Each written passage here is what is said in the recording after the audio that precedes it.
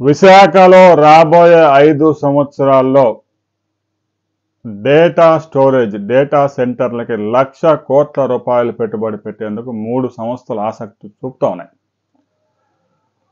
రాబోయే 5 సంవత్సరాల్లో భారతదేశంలో డేటా స్టోరేజ్ కోసం 5,23,000 కోట్ల పెట్టుబడులు పెట్టేందుకు ఆయా సంస్థలు సిద్ధమవుతున్నట్టు నాస్కామ్ ప్రకటించింది.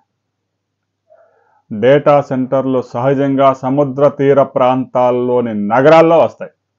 ఎందుకంటే సముద్రంలో ఒక ఖండం నుంచి మరో ఖండానికి ఈ డేటా కేబుల్స్ వేసుకోవాల్సి ఉంటుంది. ఇప్పటికే మెటా, గూగుల్ సంస్థలు పెద్ద ఎత్తున ఈ కేబుల్స్ వేసుకునే కార్యక్రమంలో ఆ సంస్థల మధ్య వార్ నడుస్తూ ఉంది.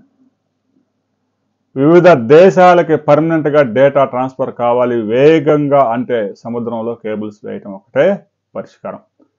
విశాఖపట్నానికి ఆ సదుపాయం ఉంది కాబట్టి ఒక్కసారి ఆ ఎన్విరాన్మెంట్ క్రియేట్ అయితే Google data centre, Adani data సెంటర్తో పాటు మరో సంస్థ కూడా విశాఖలో అతిపెద్ద డేటా సెంటర్ పెట్టుకునేందుకు రాష్ట్ర ప్రభుత్వంతో సంప్రదింపులు జరుపుతూ ఉంది.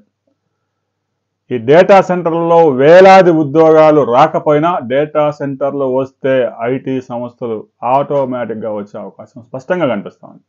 ఇప్పటికే టీసీఎస్, ఇన్ఫోసిస్ విశాఖలో కార్యకలాపాలు ప్రారంభించాయి.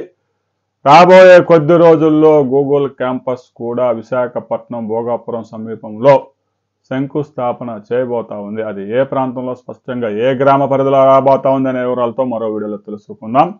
విశాఖ డేటా సెంటర్గా మారడంపై మీ అభిప్రాయాలు తెలియజేయండి. వీడియోని లైక్ చేయండి, షేర్ చేయండి, సబ్స్క్రైబ్ చేసుకోండి.